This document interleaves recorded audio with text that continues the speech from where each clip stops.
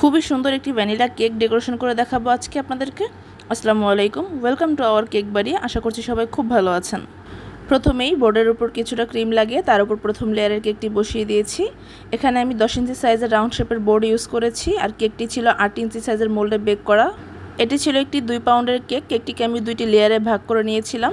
বোর্ডের উপর কেক বসিয়ে দিয়ে এখানে সুগার সিরাপের পরিবর্তে আমি মিল্ক সিরাপ ইউজ করেছি। ভ্যানিলা কেকের ক্ষেত্রে মিল্ক সিরাপ ইউজ করলে কেকটা খেতে আরও অনেক বেশি মজা লাগে। এরপর এখানে আমি ভ্যানিলা ফ্লেভারের হুইপ ক্রিম দিয়ে কেকটিকে কভার করে নিচ্ছি। একটি প্যালেট নাইফের সাহায্যে আমি ক্রিমটিকে সমান করে দিচ্ছি। এই লেয়ারে ক্রিমটিকে খুব ভালোভাবে সমান করে দিতে হবে, না হলে কেক উঁচু নিচু হয়। সো এই ব্যাপারে আপনারা একটু সাবধান থাকবেন। আমি ক্রিমটিকে সমান করে নিয়েছি। এবার আমি এখানে সেকেন্ড লেয়ারের কেকটি বসিয়ে দিব। সেকেন্ড লেয়ারের কেক বসিয়ে দিয়ে আমি ওই সেম প্রসেস ফলো করে এখানেও মিল্ক সিরাপ ইউজ করে নিব। মিল্ক সিরাপ দিয়ে নিচ্ছি আমি কেকটিতে খুব ভালোভাবে। মিল্ক সিরাপ দেওয়ার ক্ষেত্রে সতর্ক হতে হবে, খুব বেশি পরিমাণে মিল্ক সিরাপ ইউজ করা যাবে না কেকে, সেক্ষেত্রে কেকটা ভেজা ভেজা হয়ে যাবে, খেতে ভালো লাগবে না। এবার আমি কেকটিকে ক্রাম্প কোটিং করে নিব। ক্রাম্প কোটিং করার জন্য আমি অল্প পরিমাণে ক্রিম দিয়ে পুরো কেকে খুব ভালোভাবে লাগিয়ে দিচ্ছি প্যালেট নাইফের সাহায্যে। কেকে সুন্দর ফিনিশিং আনার জন্য কেকটি ক্রাম্প কোটিং করা অনেক জরুরি। যারা নতুন নতুন কেক ডেকোরেশন করছেন তারা অবশ্যই এই টিপসটি ফলো করবেন। কেকে ফাইনাল ফিনিশিং দেওয়ার আগে কেকটি ক্রাম্প কোটিং করে কিছুক্ষণের জন্য ফ্রিজে সেট হতে রেখে দিবেন।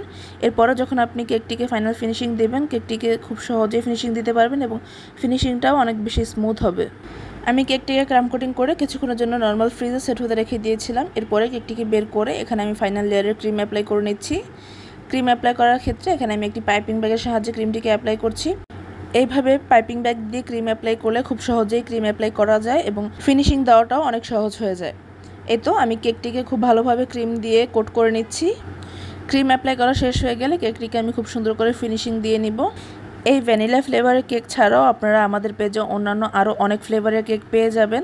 যে কোনো ধরনের ডিজাইন, যে কোনো ধরনের ফ্লেভারে আপনারা কেক কাস্টমাইজ করেও নিতে পারবেন। কাস্টমাইজ ডিজাইনের কেকের ক্ষেত্রে মিনিমাম 2 থেকে 3 দিন হাতে সময় রেখে কেক অর্ডার করবেন, সেক্ষেত্রে আমাদের জন্য কাজটি করা আরও অনেক সহজ হয়ে যাবে। এবং যে কোনো ধরনের নর্মাল ডিজাইনের কেকের ক্ষেত্রে 2 দিন বা 1 দিন আগে কেক অর্ডার করলেই হয়ে যাবে। আমাদের পেজে একটি অফার চলছে, প্রতি পাউন্ড কেকে 10% করে ডিসকাউন্ট। এই অফারটির আজকেই লাস্ট ডেট। যারা অফার প্রাইসে কেক নিতে চান তারা আজকের মধ্যে অর্ডার কনফার্ম করবেন, সেক্ষেত্রে আপনার অফার প্রাইসেই কেক পেয়ে যাবেন। এই তো কথা বলতে বলতেই আমি কেকটিতে খুব সুন্দর করে ফিনিশিং দিয়ে নিয়েছি। ছোট কেকের তুলনায় বড় কেকগুলোতে ফিনিশিং দেওয়া অনেক বেশি সহজ আমার কাছে মনে হয়। যাই হোক, এই যে দেখুন আমি আমার কেকটিতে কত সুন্দর এবং স্মুথ করে একটি ফিনিশিং দিয়েছি। এবার আমি কেকের ডিজাইন করে নেব। ডিজাইন করার ক্ষেত্রে এখানে আমি ছোট সাইজের একটি স্টার নজল ইউজ করছি। এখানে আমি পার্পল কালার ক্রিম দিয়ে কেকটিকে ডিজাইন করছি। এই পার্পল কালারটি আনার জন্য আমি এখানে রেড ম্যানের পার্পল কালার এবং পিঙ্ক কালারটা মিক্স করে ইউজ করেছি।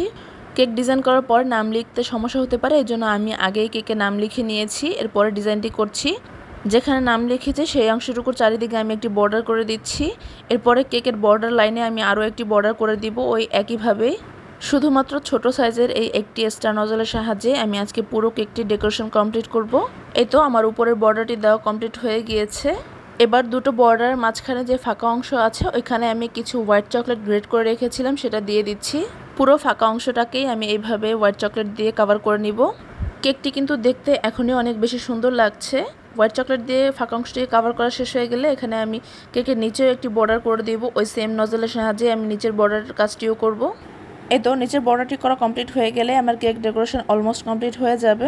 এরপর আমি কেকের যে অংশতে নাম লিখেছি সেই অংশতে কিছু সুগার বল দিয়ে দিচ্ছি। এখানে আমি হোয়াইট কালার এবং গোল্ডেন কালারের মিক্স সুগার বল ইউজ করেছি। এই তো ছিল খুবই সহজভাবে করা সুন্দর একটি ভ্যানিলা কেকের ডেকোরেশন। আশা করি ভিডিওটি আপনাদের ভালো লেগেছে। ভালো লাগলে একটু করে লাইক, শেয়ার এবং কমেন্ট করে যাবেন। আমার ইউটিউব চ্যানেলটিকে সাবস্ক্রাইব করতে ভুলবেন না। সবাই খুব ভালো থাকবেন। আল্লাহ হাফেজ সবাইকে।